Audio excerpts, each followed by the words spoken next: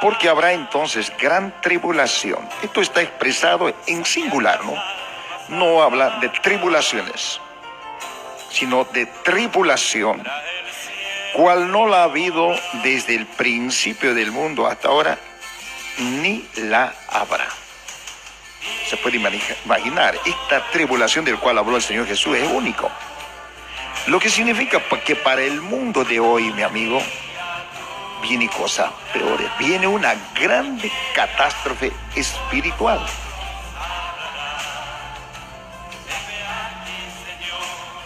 Amigo, es muy importante que nosotros distingamos entre estos tres grupos: Israel, o los judíos, y los gentiles, o sea, todas las demás naciones del mundo, y por supuesto, la iglesia del Señor.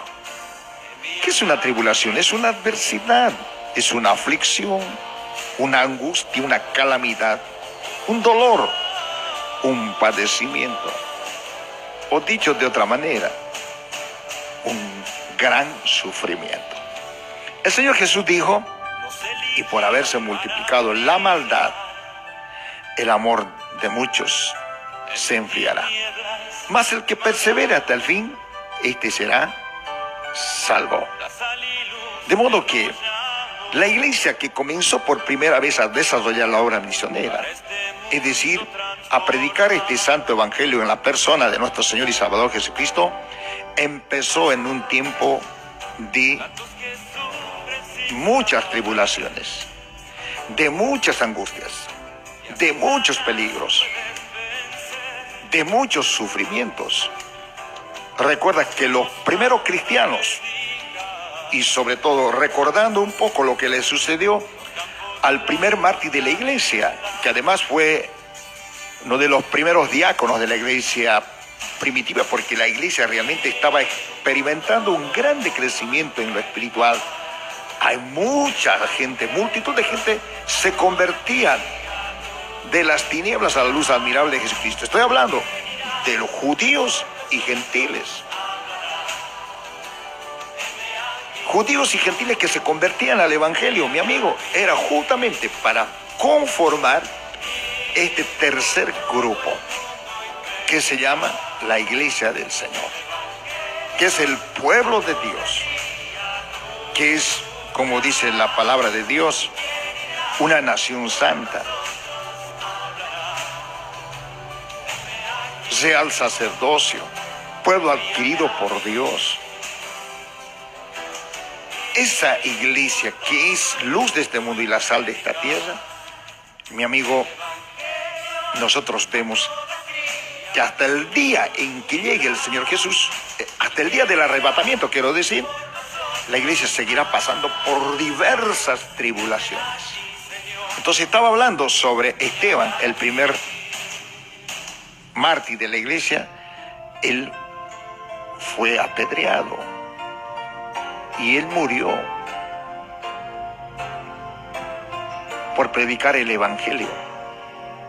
Pero la Biblia dice: para mí el vivir es Cristo y el morir es ganancia. Fue un periodo difícil, una prueba difícil para este hombre, pero ¿sabes qué? Dios le concedió la oportunidad para que él siga experimentando la gloria de Dios, porque él dice que vio la gloria de Dios y al Hijo del Hombre sentado a la diestra del Padre. De tal manera que Esteban, durante este periodo de tribulación o de prueba, no de esa tribulación del cual habla el Señor Jesús, refiriéndose a los 7 años de gobierno que será del gobierno mundial del anticristo, mi amigo, que no falta mucho, está a punto de suceder. Mi amigo, entendamos nosotros, así como el apóstol Pablo, el apóstol Pedro, que por predicar pasaron gran parte de su vida predicando el evangelio en las cárceles, fueron perseguidos por los judíos y por los gentiles. ¿Se da cuenta? Esas son tribulaciones o pruebas por donde los creyentes debemos pasar. Pero esa gran tribulación del cual el Señor Jesús habla, la iglesia no podrá pasar. ¿Por qué, mi amigo?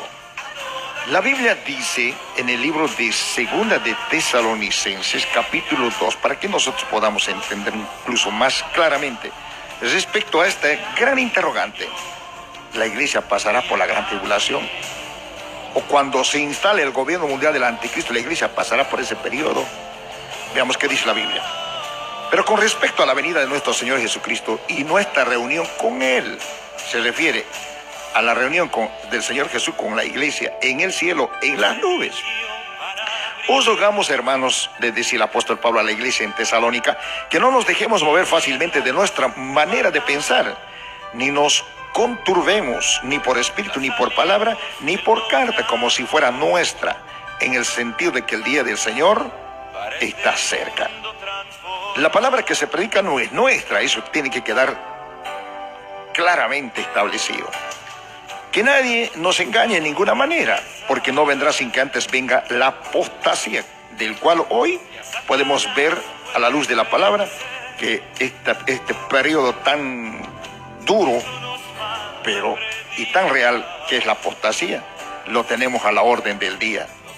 Y se manifieste el hombre de pecado. Aquí viene recién la manifestación del anticristo, el hombre de pecado, el hijo de perdición, el cual se opone y se levanta contra todo lo que se llama Dios, pues objeto de culto, tanto que se sienta en el templo de Dios, como Dios haciéndose pasar por Dios. Entonces la Biblia dice, ¿acaso ustedes no se acuerdan que cuando yo estaba todavía con ustedes, les decía esto, les hablaba acerca de esto? Y ahora ustedes saben qué es lo que lo detiene en la actualidad. ¿Qué es lo que impide para que este periodo de la gran tribulación comience? A fin de que a su debido tiempo, dice la Biblia, se manifieste. Porque ya está en acción el misterio de la iniquidad, solo que hay al presente, solo que hay quien al presente lo detiene, hasta que él a su vez sea quitado de en medio. Y entonces se manifestará aquel inicuo, aquel a quien el Señor matará con el espíritu de su boca y destruirá con el resplandor de su venida. Inicuo, cuyo advenimiento es por obra de Satanás con gran poder y señales y prodigios mentirosos. Respuesta clave. Primera de Tesalonicenses, capítulo 2. Ya está en acción el misterio de la iniquidad. Ya hay preparativos en el mundo de hoy después de esta campaña tan publicitada acerca de la enfermedad del coronavirus y cómo quedó el mundo. Y hoy los líderes mundiales ya están reclamando, pidiendo y gritando a voces sobre un nuevo orden mundial, que para nosotros es el gobierno mundial del anticristo. Pero vea bien el versículo 7.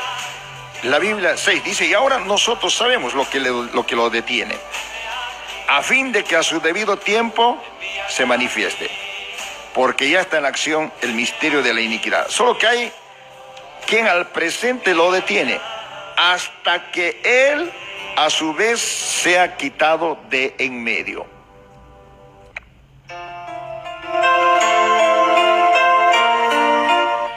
No le vamos a dar mucha vuelta al asunto. ¿La iglesia pasará o no pasará por la gran tribulación? Respuesta, versículos 7. Porque ya está en acción el misterio de la iniquidad. Solo que hay quien al presente lo detiene, hasta que él a su vez sea quitado de en medio. Y entonces, hasta que él a su vez sea quitado de en medio. Aquí te está hablando Pablo de qué? Está hablando del arrebatamiento de la iglesia. Hoy, si en el mundo de hoy tenemos grande corrupción, injusticia, maldad, perversidad en todos los aspectos, pero está presente la iglesia. La iglesia predica, la iglesia ora, la iglesia ayuna. La iglesia tiene una misión muy importante, mi amigo, que aunque viene lo peor, pero aún no puede ocurrir aún ese periodo de la gran tribulación, porque la iglesia debe salir de este mundo. La iglesia es un pueblo especial. La iglesia prácticamente tiene ya su situación, su destino definido. La iglesia se va de este mundo. Mi amigo, mientras tengamos nosotros la oportunidad, el Señor nos llama a través de su palabra y nos dice: aquí yo estoy a la puerta y llamo. Y si alguno oye mi voz y abre la puerta, entraré a él y cenaré con él y él conmigo. Amigo,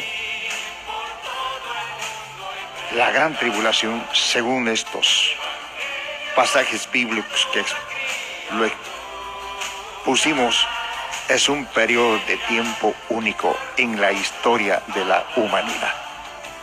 Este periodo al cual se refirió el Señor Jesús es tan espantoso que toda la humanidad estará en peligro de ser destruida completamente. Ahora, amigo, entonces, ¿quiénes pasarán por la gran tribulación? Israel y los gentiles. La iglesia no. La iglesia se va de este mundo. Mi amigo, usted puede leer en su casa, en el libro de Primera de Tesalonicenses, capítulo 4, versículos 13 hasta el 17. El 18 dice: por tanto, alentémonos los unos a los otros con estas palabras. La iglesia no pasará por la gran tribulación. La iglesia se va de este mundo, porque la iglesia es la esposa de Cristo. Jesús viene por ella.